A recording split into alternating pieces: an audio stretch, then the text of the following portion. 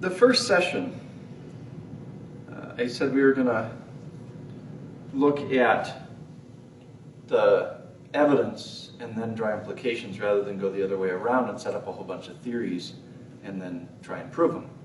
And the reason for that was so that when we got to the theories, they would make sense, which is where we are tonight. So tonight we're going to look at what all of the evidence shows, what are the implications, and kind of what we've been, look back and say, okay, what have we done? We're also going to look at how evolutionists respond to this, to what we've had to say, because they do have some responses to what we've looked at.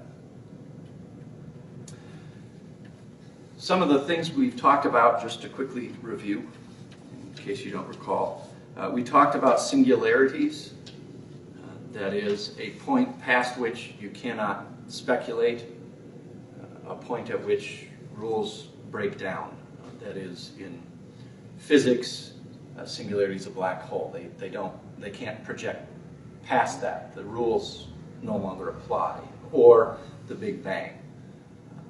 Stephen Hawking has said that that we cannot speculate before the Big Bang, and we shouldn't try. That we really have no idea what happens before, because the rules break down in that moment, and so anything that goes before it would not need to follow any rules that make sense now. Or in mathematics, dividing by zero is considered a singularity. You can't do it. You simply cannot. In biology, then, the question is there such a thing as a biological singularity, a point past which we cannot speculate? And if there is, how would we recognize it? We've talked about facts and truth, and determined that truth is something upon which reality depends, that it is something eternal. In science, those are called laws, but that a fact is simply an observation. And when we set up fact versus truth, as if somehow facts are the things that drive us and truth is just a personal thing that may or may not be, then we've inverted and confused the two of them. And we looked at, in quite a bit of detail in week 1 and also week 2, the rise of information. The fact that you cannot have life without information directing it. And that evolution has no mechanism in place for the rise of information. From here on out, instead of, however, referring to evolutionists, a more accurate term is materialist. And that's the term that I'm going to use. And the reason for that is because evolutionist is only the modern incarnation of the materialist. Materialism was not invented in the Enlightenment. Materialism actually goes back to ancient times and the ancient philosophies. In fact, back during ancient Greece, the materialistic philosophy wasn't called evolutionism, it was called Epicureanism, from Epicurus. And his theory was that there is only the material. And this is a defense against the Epicureans from St. Athanasius. And St. Athanasius is writing in about in the 300s AD. He says, "In regard to the making of the universe and the creation of all things, there have been various opinions, and each person has propounded the theory that suited his own taste. For instance, some say that all things are self-originated and, so to speak, haphazard. The Epicureans are among these. They deny that there is any mind behind the universe at all." And again, that's exactly what the modern materialists, evolutionists, believe. This view is contrary to all the facts of experience, their own existence included. For if all things had come into being in this automatic fashion, instead of being the outcome of mind, though they existed, they would all be uniform and without distinction. In the universe, everything would be sun or moon or whatever it was, and in the human body, the whole would be hand or eye or foot. But in point of fact, the sun and the moon and the earth are all different things, and even within the human body there are different members, such as foot and hand and head. This distinctness of things argues not a spontaneous generation, but a prevenient cause. And from that cause we can apprehend God, the designer and maker of all. Essentially, what Athanasius is saying is that if there is not a maker, a designer to this, then we wouldn't have distinctions, which is philosophically roughly the same as saying information, because information is taking from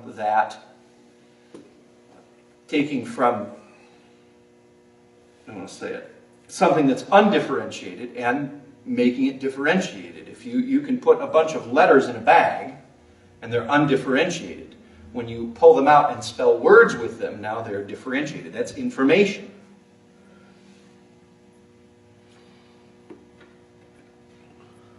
With regard to materialism and the Epicureans were not ever really the reigning way of thinking among the ancient Greeks. Today, the reigning philosophy is materialism, evolutionism, at least in Western civilization, what used to be called Christendom. But this materialist philosophy is not how things have been understood for most of human history. It is in fact unique to our time and place that materialism has gained the upper hand as philosophy and as religion. Ultimately, it's not a sustainable theory, philosophy, religion in the long term. And so, when we look at materialism historically, and it's really just a very narrow bit of history, and actually a very narrow part of the world wherein materialism reigns. That is to say, our bit of history and our bit of the world. So it's significant for us. But the materialist says, this is the amazing truth that we have discovered via all our scientific inquiry. In actuality, it's really just an ascendant philosophy that happens to have captured the moment. And that capturing of the moment will not last. Those societies that have gone extremely materialistic, as we'll look at in a little bit, have not lasted. Because there have been a few. The next thing we need to look at is the concept of evidence in the sense of proving things. And for this, we look at David Hume. He was an 18th century philosopher.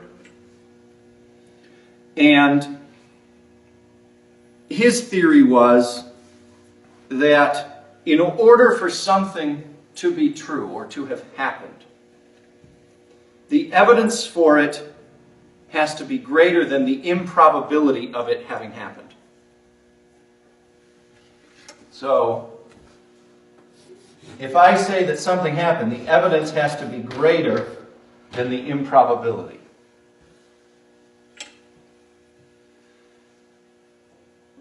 So, for example, if I came in tonight and announced that I had just been named President of these United States, the improbability of that is extreme for any number of reasons, most of them really good ones. There would have to be some sort of significant evidence for it. So you would want to have seen coming in Secret Service cars with the little flags and the presidential seal everywhere. A band over there playing Hail to the Chief. Those sorts of things. But me just saying it, there's no evidence of it, and the improbability of it is much greater than the evidence. Therefore, one can conclude it's simply not true.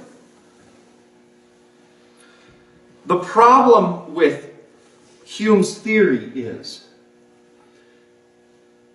that, by definition, miracles are always so improbable that the evidence for them can never be enough to prove them.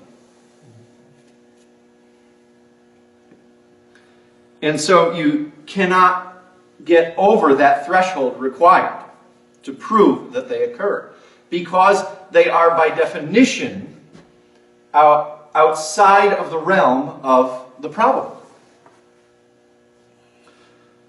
So, for example, Lazarus being raised from the dead. You're never going to get enough evidence that this occurred to get over that threshold of probability. There's always going to be some other explanation in Hume's way of thinking that is more likely. Lazarus didn't really die, he had just passed out or was in a coma and recovered, that sort of thing. It was mass hysteria or whatever. Now the book of John records that the Pharisees, the leaders of the people, wanted to kill Lazarus as well as Jesus because people were seeing Lazarus and believing Jesus. For Hume, that still would not be evidence enough to suggest an actual resurrection occurred. Now, theoretically, you could come up with a method demonstrable scientifically wherein dead tissue could be reanimated. So, from a scientific perspective, theoretically, resurrection is scientifically possible. That is, we examine tissue, discern that it is dead, put it through our process wherein tissue is reanimated, and now it is alive. But Jesus calling out to Lazarus, Lazarus come out, and a dead man coming out of a tomb, based solely on that, can never be proven to Hume's satisfaction. The other side of that is, of course, Jesus' resurrection cannot then be proven, because you can never get over that improbability gap. And so, no matter what crazy explanations people come up with to try to discount the resurrection, they must, by definition, be considered more likely. Now, when applied to evolution, what we have is the likelihood of a creator is by definition less than the likelihood of any other method. Because the miraculous is by definition excluded. And you never have to go any farther than that. Which is why any sort of divine intervention for the materialist is automatically excluded from consideration. To return to week 1, when we talked about the teddy bear example, that a child suggests that it was the teddy bear that sprayed chocolate all over the kitchen and not him. Again, so that my kids don't think I'm talking about them. That is not, in fact, biographical. That did not happen to me. But they would say it's simply not possible. Okay? Anything that you ascribe to the teddy bear, any action, is by definition not possible. And so they can get rid of the teddy bear right off the bat. That is to say, any sort of divine intervention.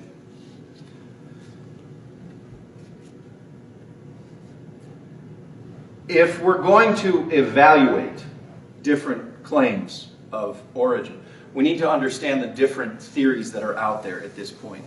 We've talked about the materialistic evolutionist, that is totally random, undirected, that's it. Just material is all that's there. On the other end of things, you have the young earth creationist that says earth was created in 6 days, those were real 24-hour days, and was created somewhere about 6,000 years ago. But there are theories between those two. For example, in the religious realm, there is what's called the theistic evolutionist, and we'll talk about this in a little bit. But basically says God directed it, but used evolution to accomplish it.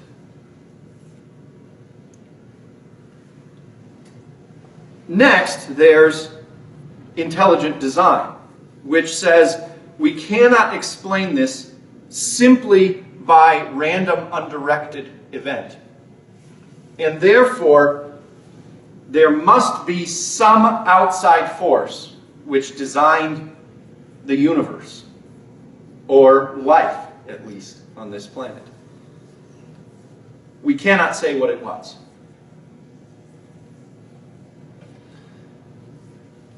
And again, from the materialist perspective, the problem with all three of these, the young earth creationist, the theistic evolutionist, and the intelligent design advocate, is they're all appealing to the teddy bear. They're all saying there's some outside miraculous influence, which there by definition cannot be. And so they can discount all of them right off the bat.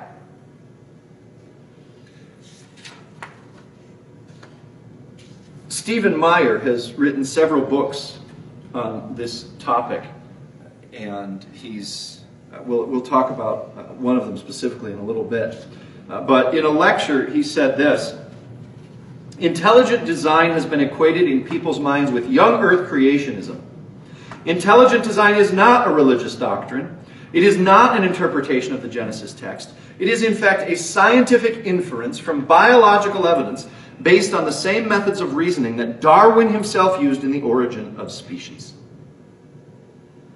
That's how Stephen Meyer explains intelligent design, which is, of the four we looked at, the young earth creationist, the theistic evolutionist, intelligent design, and materialistic evolutionist, intelligent design comes closest to that. But the materialist dismisses that out of hand. The fact that Stephen Meyer believes in evolution as to how life arrived at its final state that we see today means nothing to them. That he believes the fossil record shows that evolution is in fact correct, that the Earth is in fact millions of years old, means nothing to them. They dismiss it out of hand because he infers the existence of an intelligence behind all this. You cannot have that. And intelligent design advocates understand this. Stephen Meyer gets this, that it's not kind of gradations. It's not that you have the theistic evolutionist who insists on God but also allows evolution, and the young earth creationists, they're Bible believers, and then over here you have intelligent design and materialism, that somehow that's the divide. They understand that the divide is between God being involved in this somehow, or some outside force, and no to that. But the theistic evolutionists don't get this. When I said I was going to do a class on this as a defense against evolution, I had a number of people who are Christian comment on this and say, well, you know, there's room for evolution and God. As if somehow we don't want to be classed with the fundamentalists. Heaven forbid we be classed with the fundamentalists. Goodness gracious. So we're going to allow that, in fact, evolution occurred, but God directed it. See, because we don't want to reject Scripture entirely. Therefore, we're Christian, but also sciencey. The problem is this is closer to fundamentalism than intelligent design, which does not speculate about God entering into the mix and says, we simply don't know, but we can't explain how we got here. So to the materialist, this is no better. They are not somehow seen as scientific Christians. You cannot be, according to their definitions, a scientific Christian. And again, you'll notice I keep using the phrase by definition, by definition, by definition, because everything in this is by definition. It's not scientific inquiry in this regard. It's by definition. Assumptions that are made before you even begin define how you're going to see the whole thing. And it has nothing to do with evidence. Stephen Meyer is, in fact, correct. The fact that the world shows evidence of intelligent design is a scientific inference from biological evidence. The materialist doesn't see it as a matter of degrees. You have people who don't appeal to the teddy bear and people who do appeal to the teddy bear. And so to them, anyone who appeals to the teddy bear is relying on the impossible. And once you've introduced that into the equation, everything else becomes uncertain. To get back to the discussion of evidence, before it closed, I used to go out to the rifle range in town here. And I would look on the ground when I got there and notice that there were a lot of little .22 shells, 22 brass, and shotgun shells, which people weren't supposed to use there, but they did anyway. What I never saw was any brass from a 30-06 or a 45 or a 223, etc., etc., etc. I found some a couple of times. Yeah? Somebody used them. Okay. Yeah. Why was it not there? Now, I was at the shooting range in Casper, and I found a whole bunch of 45 ammunition, brass lying on the ground, and some other stuff too. I would find occasional other shells. Now, the majority was still 22. But looking at the evidence, one could conclude, rationally and yet entirely erroneously, that the only thing ever fired at our rifle range is either 22s or shotguns. Why does the evidence not indicate that other guns are fired? Even though everyone knows a lot of other guns were fired. Probably still are, I just can't get there because it's behind a locked fence. Somebody or something interrupted in there. Yes, the evidence has been tampered with. Either by the shooter who shot it, the brass fell to the ground and then he picked it up, or if he leaves it, the next guy who comes and goes, ooh, and picks it up and takes it with him.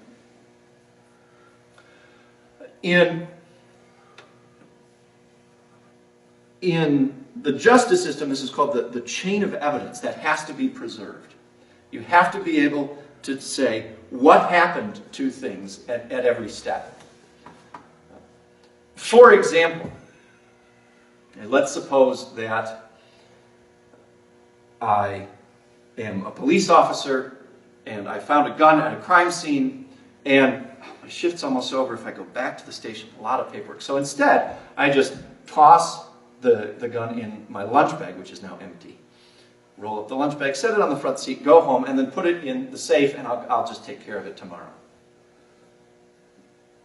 Later that night, my wife decides to go out to the range, goes out to the safe, grabs a whole bunch of guns, goes and shoots, and then comes back and puts them all back. The next morning I get the gun in the bag, take it to the police station, where we determine that the gun has recently been fired.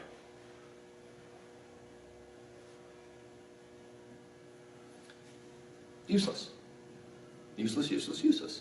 Why? Because I didn't preserve the chain of evidence. I have to be able to show that we picked it up and took it immediately for examination, or at least preserved it in that condition until then. Can I say for 100% sure that my wife did not take it out shooting at the range? No! Can my wife? Well, she can, but we've now entered so many variables into this that who knows what got on the gun or where it happened. And so the defense would love that. But that would be terrible from the perspective of evidence. If something interferes, it's ruined. And the problem is that if you look at the evidence and cannot determine that the evidence has been untampered with, that's probably not a word, you can no longer draw logical inference from it. That is to say, no longer draw scientific conclusions from it. And so from the perspective of the materialist, if you are introducing God into the equation, you can never be sure of the evidence because you can never be sure what God does because God doesn't have to follow the rules that the rest of us have to follow. And so we end up living not in a world governed by science as they see it, but in what I call a Toy Story world. If you remember the movie Toy Story, the premise is that when people aren't around, toys can walk, talk, move, and so on. It's cute. They're moving from one house to the other. The kid cannot find his favorite doll. Mom, I can't find it. I can't find it. Where'd it go? The mom says, well, it must be there. Well, anyway, they're off having adventures. At the end of the movie, they take a rocket ship and fly down the street, catch up with the vehicle as it's moving, drop through the open top into the box right next to where the kid's sitting. He hears them fall and says, looks and he goes, hey, it's my doll. And the mom says, see, I told you it was there all the time. Because the mom assumes that there's nothing that can interfere with that toy between times people touch and move it. She doesn't understand the toy is actually alive.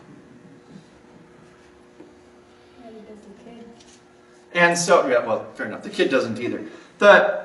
Earlier in the movie, she steps on little green army men that are out on a recon mission.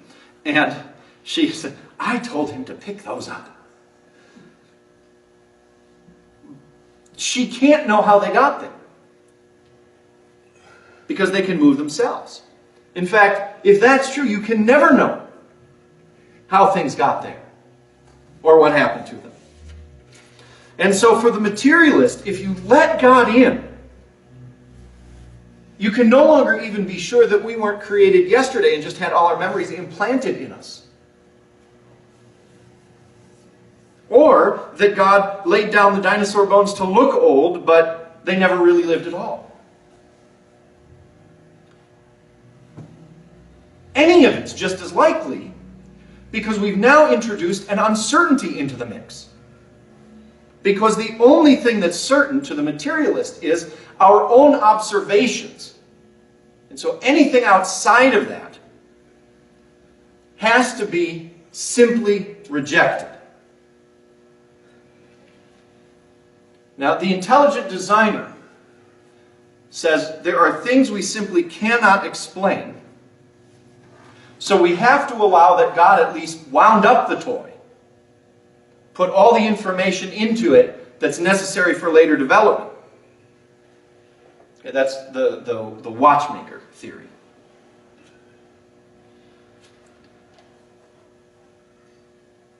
But for the materialist, you've introduced non-materialistic elements into it. And so for them, anytime you introduce something outside of matter, the existence of matter and the physics that governs that, you're outside of the physical rules of this world, it has to be rejected out of hand. Because you can no longer be sure of anything observationally. And from the standpoint of philosophy, I think we need to concede that.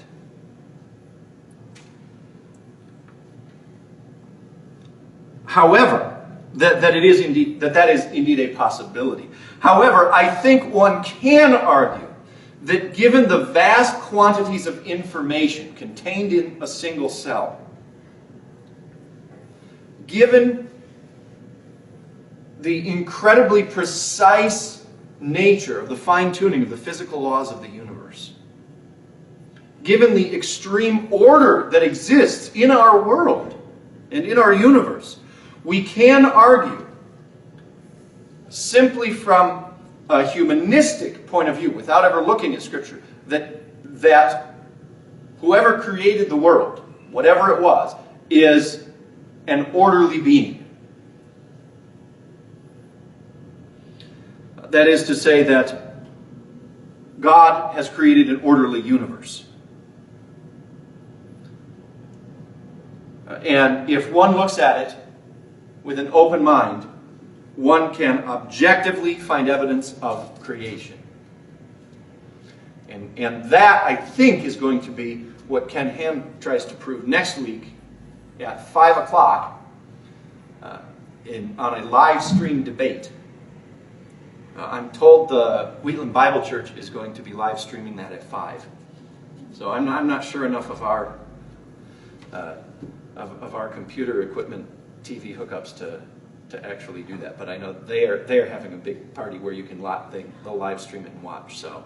We might have to go out to Wheatland. So yeah, next week might want to head out to Wheatland Bible Church and watch that. Can I go? I don't know. So. What is it they're going to have? It's a debate between Ken Ham, who runs the Creation Museum and Answers in Genesis, and Bill Nye the Science Guy, on the question of is there sufficient evidence? I'm not exactly sure the specific question, but basically the question: is there sufficient evidence of the Genesis account to conclude that Genesis presents a viable viable method for the origin of the universe. And so it should be interesting. It should be interesting.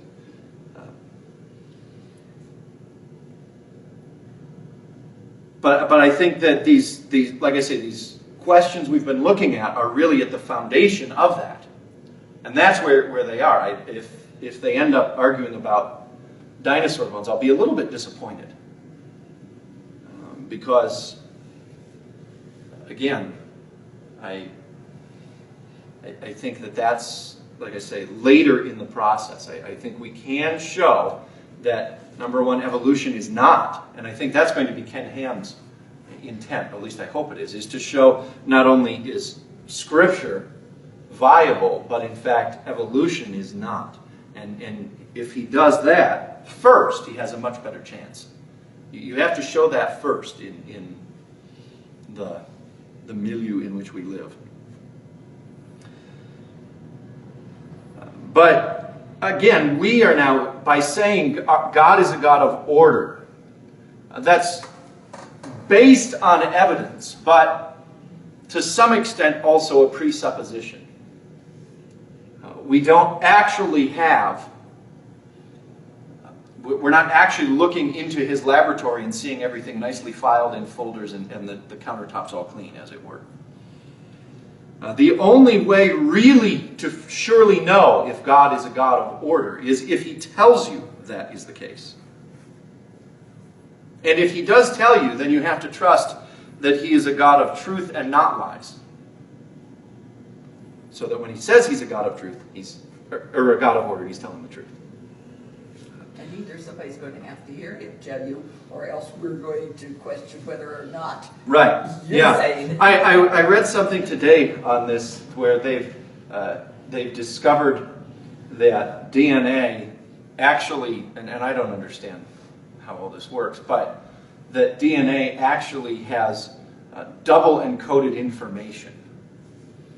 And again, I don't understand how that works, but that's what they're saying. And the comment was that evolutionists wouldn't be able to see creation if indeed at the molecular, the DNA level, the DNA actually had encoded into it copyright 4000 BC, God the Father Almighty. Is that they would still see that as insufficient evidence.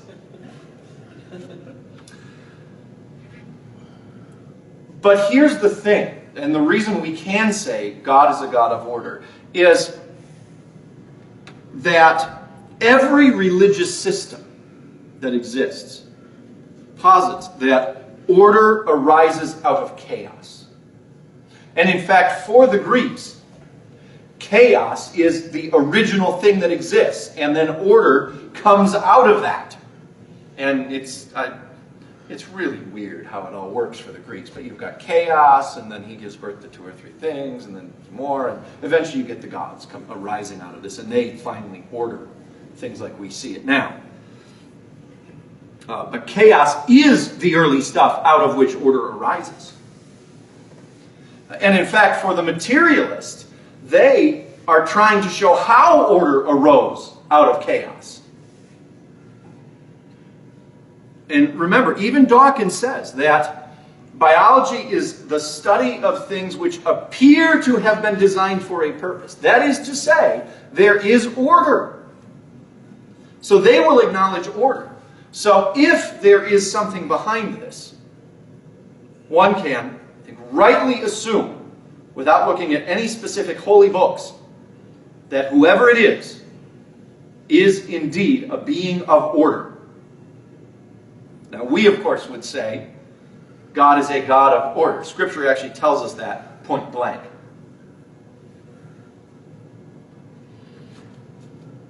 But the materialists only trust the evidence of their own eyes and nothing else, which is ironic because they break that rule themselves because they believe in the work of previous scientists. You have to. You can't, as a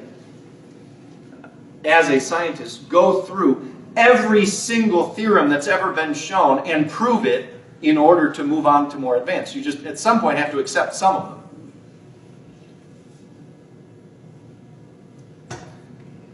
And so, for them, the thing they believe in is not even science as such, but materialistic scientists. And no matter how much evidence, as I mentioned, you give to a materialistic evolutionist, it's never going to be enough for them. Because you cannot concede the existence of God. It's what's called in philosophy an a priori assumption, something that happens before anything else, without any basis necessarily in fact or evidence. You just have to assume it's true. And that becomes the assumption through which all of your evidence is going to be filtered. And that was where we started the first week, was by saying that for the evolutionist, everything has to be filtered through 2 propositions. And in fact, I was actually going to call this evolution the religion of the materialist, until my wife said, "What does that mean? You're going to confuse people." She came up with the Evolution, a Defense Against title. So, she's right. That's, without the background, you go, what? But evolution is the religion of the materialist. And like all religions, there are assumptions. There's an orthodoxy. Those who deviate from it are branded as heretics. And this religion serves an important sociological function. And it's the same function that sociologists say that religion serves, which is not necessarily to give meaning to life, but rather to give meaning to death. For the atheist, life and death have no inherent meaning beyond what I give them personally as a being that is here for a finite amount of time and then disappears entirely. And so even if you say that truth is a matter of personal opinion, that's just your truth. You can't come to any firm conclusions. Now, the atheists, the new atheists they call themselves, would argue against this. Hitchens, Dawkins, Harris, Dennett were the big four. And they go to great lengths to say that, first of all, life has no inherent meaning. But then try to establish a moral code from an atheist perspective that can be objectively proven and isn't just whatever they think it should be. Because if atheism is true, if materialism is true, there is no specific reason that there should be any moral code at all beyond what one can just get away with doing. It becomes then about power.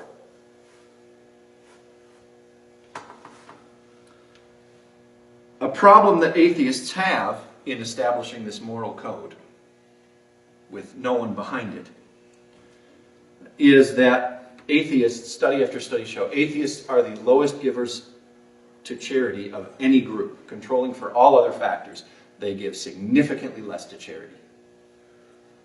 That is to say, they're not very good at helping others. This makes them rather unsympathetic figures when they say, no, you can't have a moral code. Well, what right do you have to tell me about morality when you're not helping anyone else? You're just out to get for you.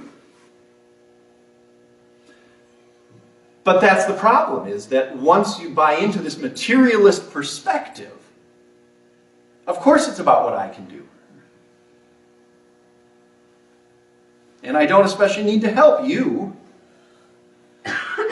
because I have no moral connectivity to you that I don't want to have.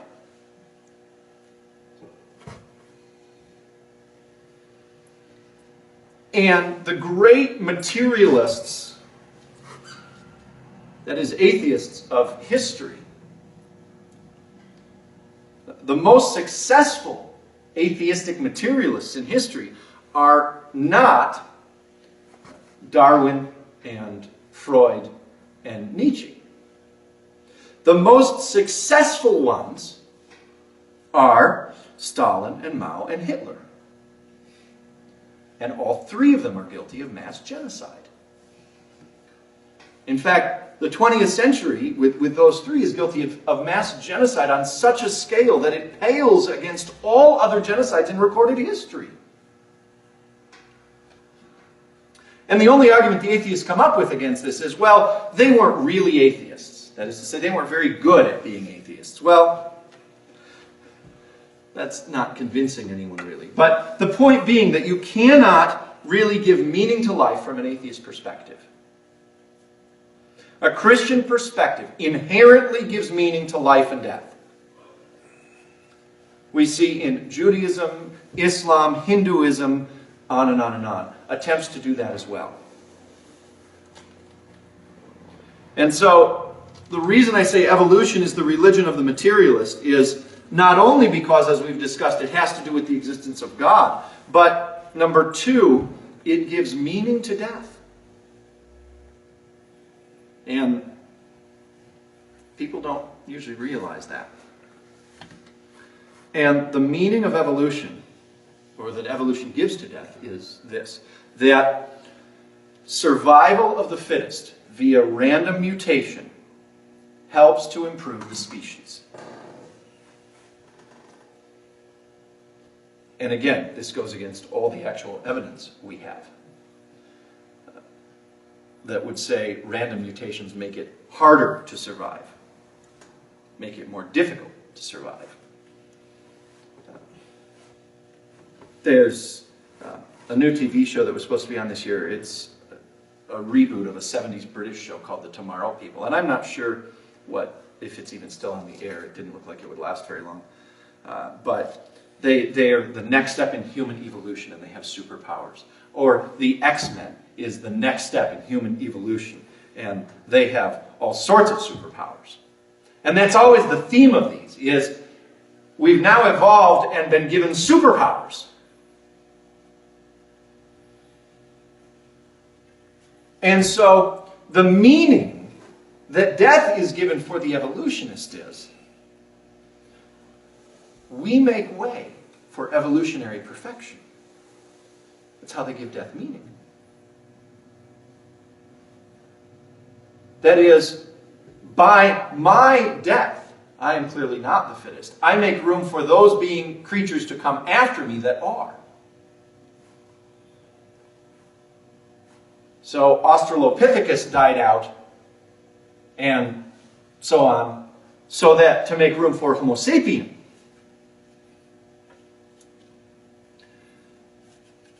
However, the materialist at the same time says there's nothing exceptional about humanity. Even though we are, at least so far, the apex of the evolutionary pyramid.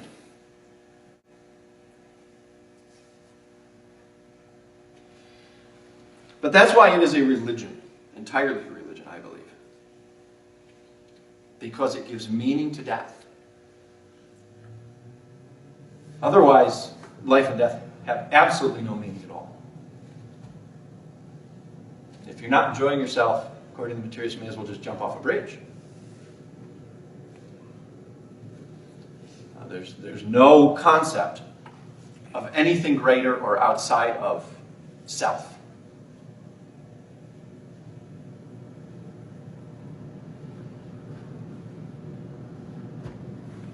We've looked at for 3 weeks now why it is that evolution fails, and I'd like to categorize why it is evolution doesn't succeed as theory. The first is a presuppositional failure. That is to say, the presuppositions inherent in evolution are not sufficient to achieve what evolution sets out to achieve. Again, there is no God. Randomness can appear ordered. There's no evidence for either of those. And once those are true, you have no way to get from non-life to life.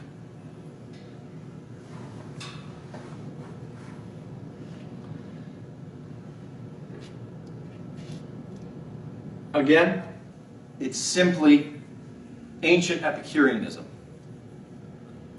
Ancient philosophy, not science. I like to say that it's Epicureanism taken out, leftover Epicureanism taken out of the deep freeze and microwaved and warmed up and served as if it's a new meal. But it is not. It's leftovers. It's leftover philosophy that didn't really make it. And when we look at the evidence, we find two other failures with evolution. The first is what's called God in the gaps. And we've looked at it a little bit. That is, God in the gaps says that there are things we cannot explain. And therefore, God must be responsible for them. Michael Behe is perhaps the best at this. He wrote Darwin's Black Box, in which he looks at what he calls irreducibly complex biological functions in the body. That is, things that have multiple steps to them, that cannot have, or that wherein if you remove one step, it stops working. And so you have to have all the steps in place. But there's no specific reason why all of those steps should evolve at once. He looks at sight, and not just the eyeball, because the evolutionist answer is always, well, you know, you could have, we do find things with kind of primitive light detectors in them.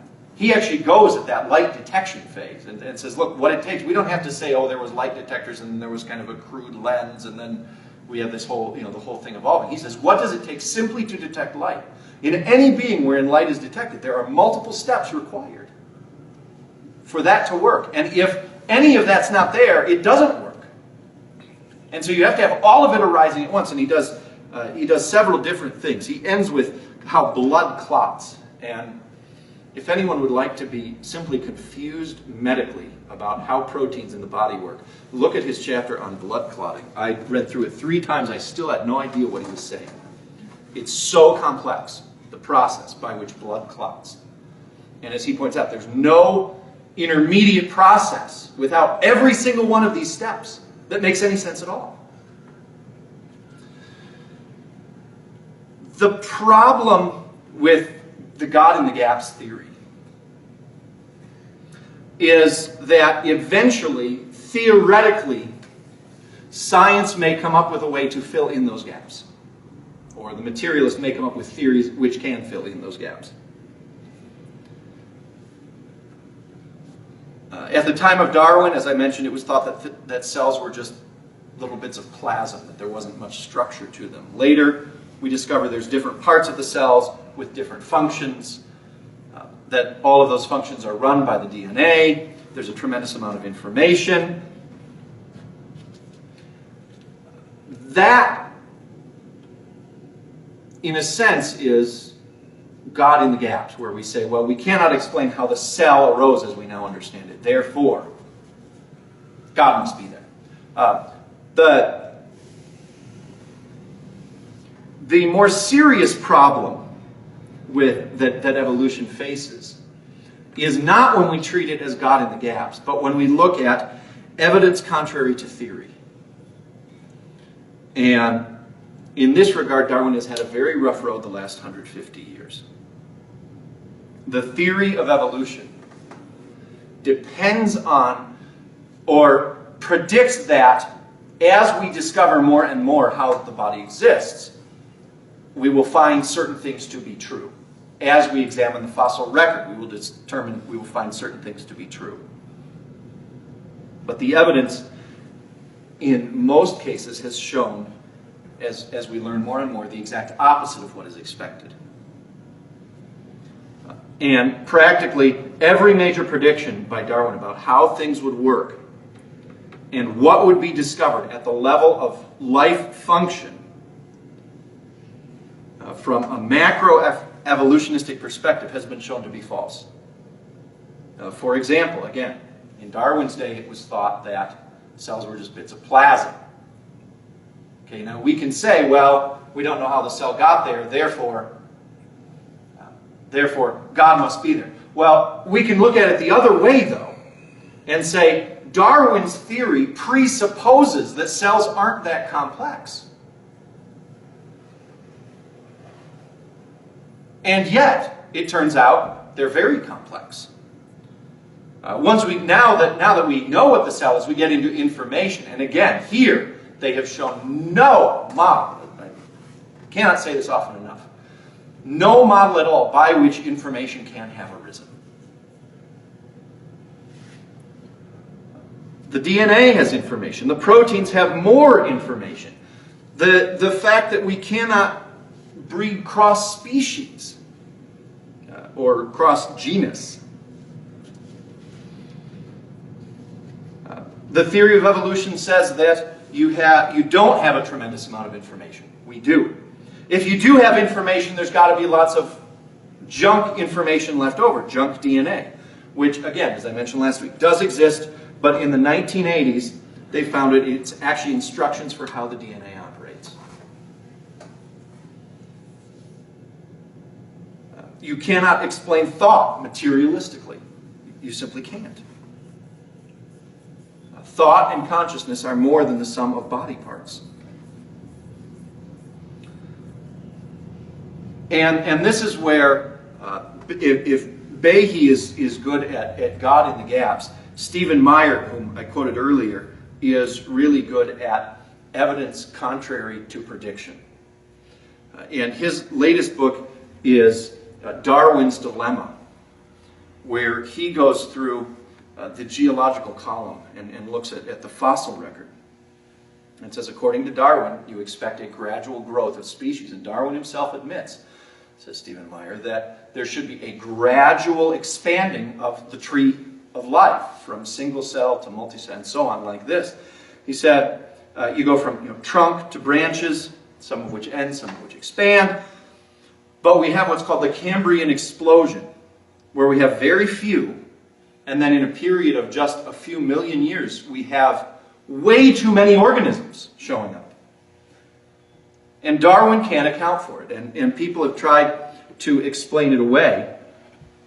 But Stephen Meyer, in his book, very adeptly answers those objections and says, no, you cannot explain away this sudden explosion. You have to simply ignore evidence.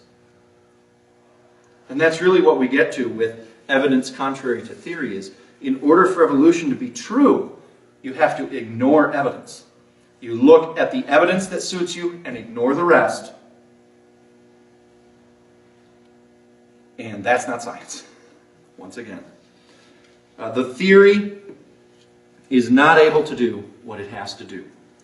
And when we put all three of these things together, the presupposition, the God in the gaps, and the evidence contrary to expectations, evolution has to explain how certain things happen, and we find out it can't explain any of the things it needs to explain. And so, if it can't do that, it has to fall. As an example, there's a scientific theory that says the sun goes around the earth.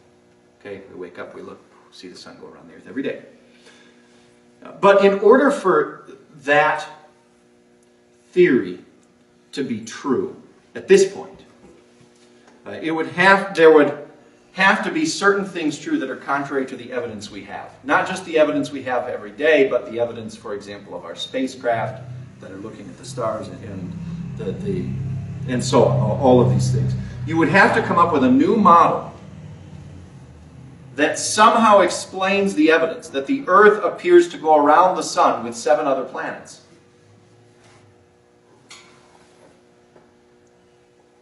And so you would have to explain a lot in order to say the sun orbits the Earth today. With evolution, as much as they say it's based on facts, it cannot explain how life initially arose.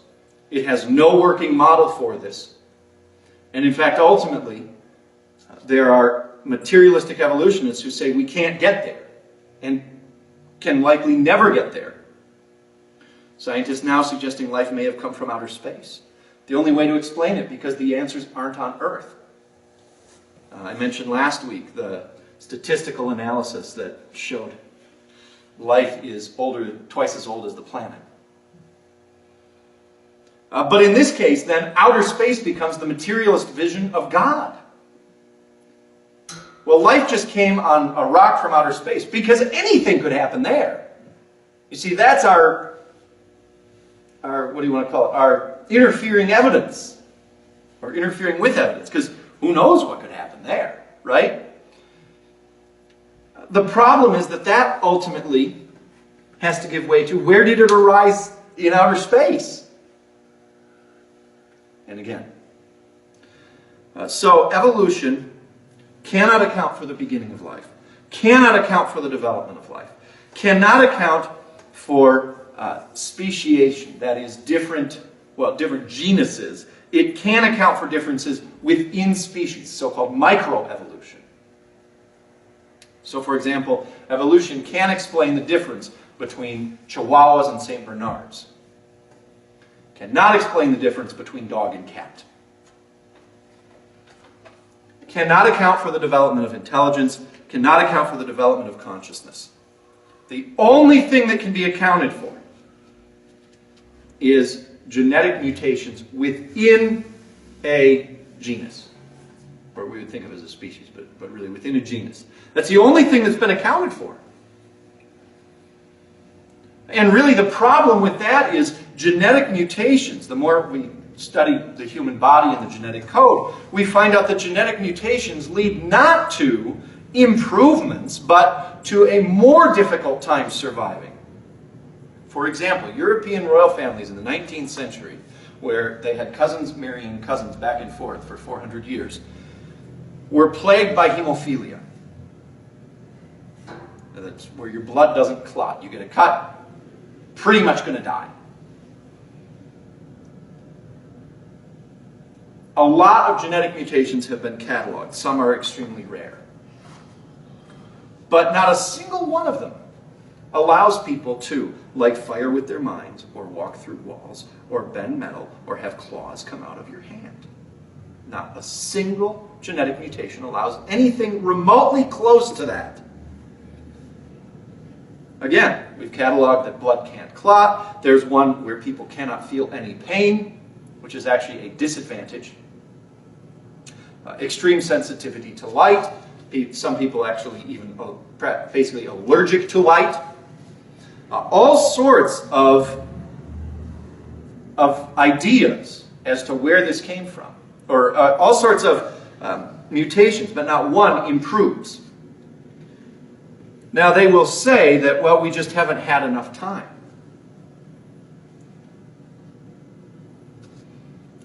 But again, we have, all of the evidence we have is pointing away from that. Now they do have one argument left that we'll deal with. Oh my goodness, am I late? I'm way late. Oh my, I'm sorry. Okay, one argument left we'll deal with, hopefully pretty quickly. And that is, and it shows up in all three of these books by atheists. The idea that, according to them, what we're saying is that you can't have life arise on Earth because everything tends toward disorder. And they will say that's not true. Everything in a closed system tends toward disorder. The theory of entropy. Okay, that eventually things get disordered.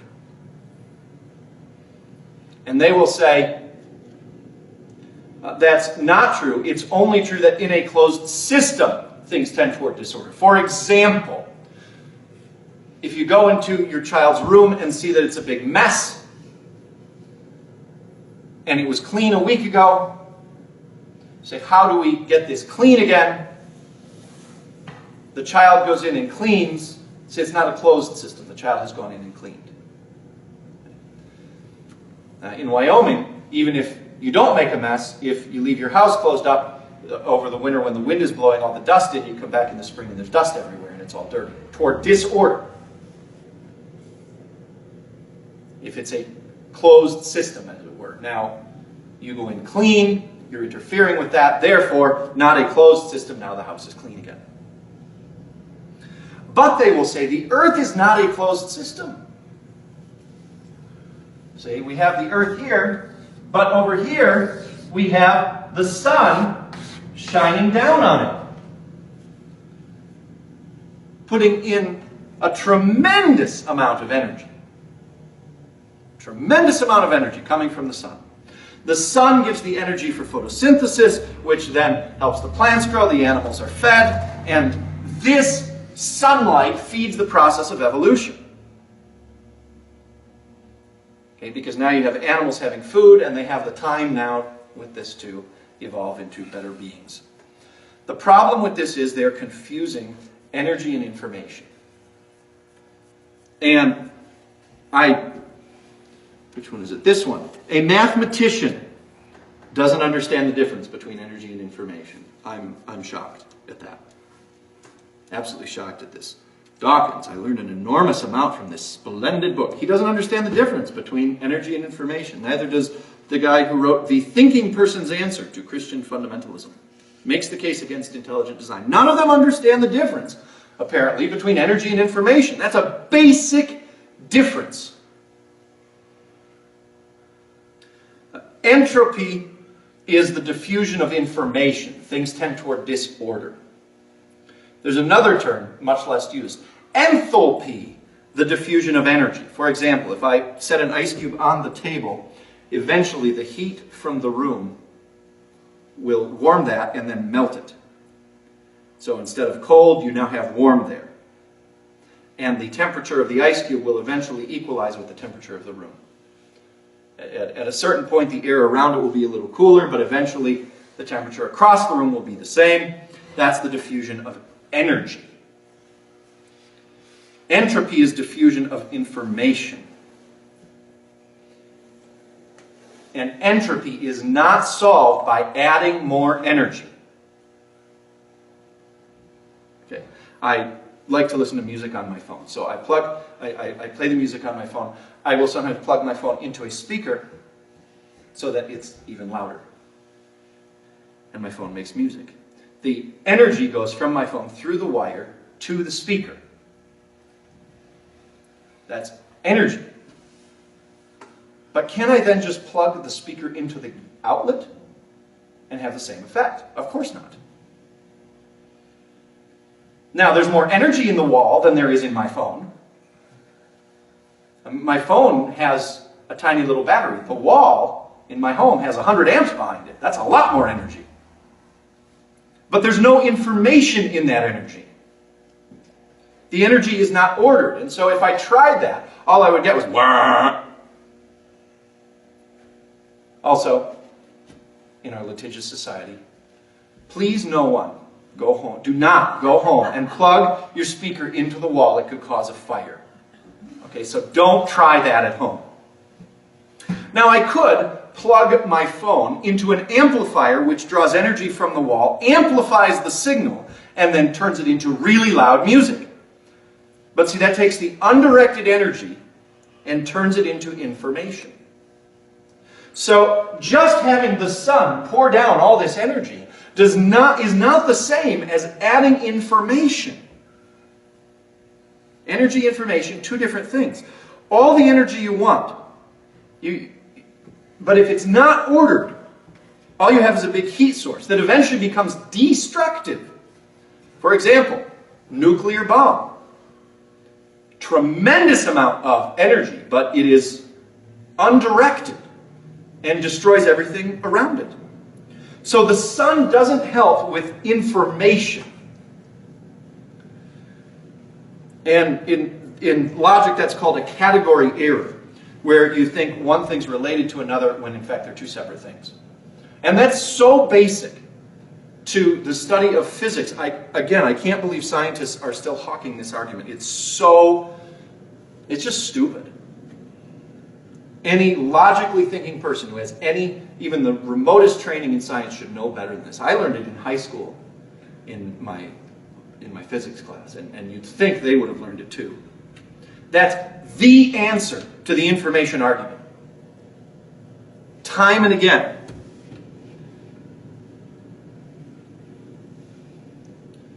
And yet it answers nothing. A few kind of closing comments. Having gone through this, hopefully it's obvious now why I didn't try to prove the biblical account, as it were.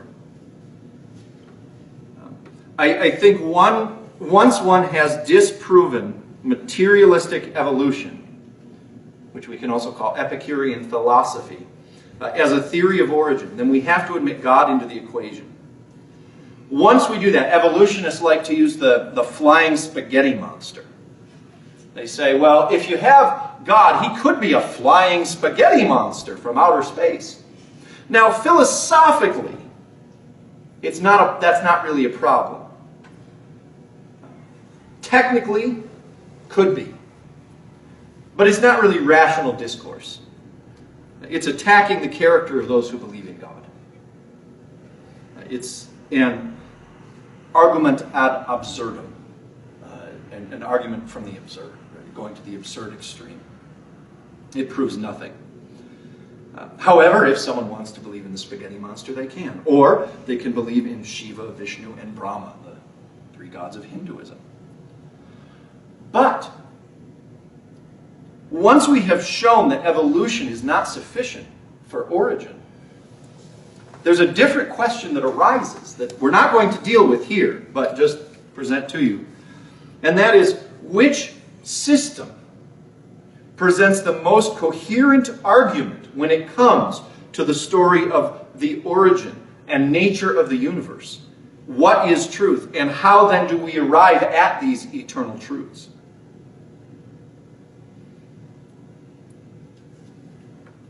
We still to this day marvel at the discipline and the administrative ability, the system of laws created by the Romans during the time of the Roman Empire. However, no one prays to Jupiter. Well, there's probably some idiot out there who does, but we marvel at the philosophy of Aristotle and Socrates and Plato. The Greeks taught civilization how to think. And yet, the philosophy of Plato, Aristotle, Socrates is always fed through the scriptures. That is to say, no one prays to Zeus. There's a reason for that. That so many of these ancient systems fell. And even though we inherited things from those civilizations, the religion was simply not one of them. And it wasn't just that Christianity was going out there killing everyone. They weren't.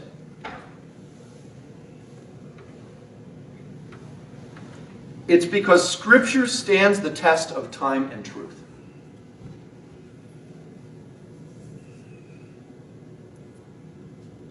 A different discussion, and one that is also good to have, is that does the Bible present a reliable witness?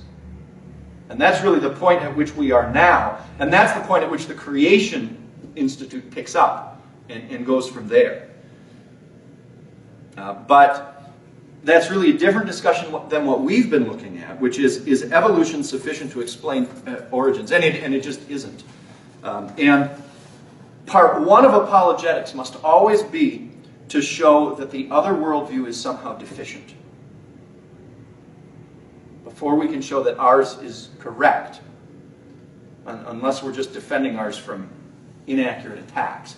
But in order to show ours correct, we really need to show that the other is deficient.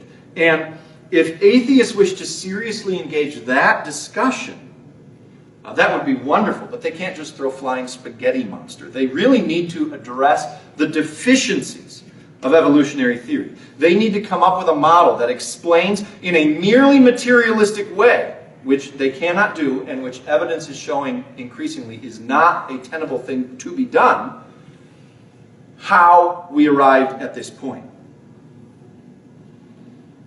And after that, we can, the analogy from the first week, we can engage the paint on the walls. You know, the final steps. That is to say, what does the fossil record say?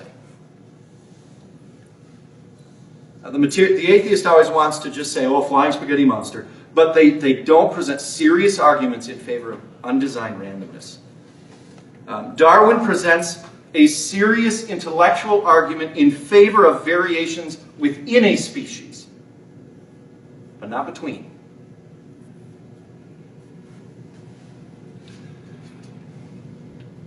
So, with all that in mind, again, we can't just say we originated from aliens, because then we have to say, where did the aliens come from? And this is really the argument of Aquinas and great thinkers throughout the ages, and Athanasius hinted at it, and that is first cause. The point before which there was life.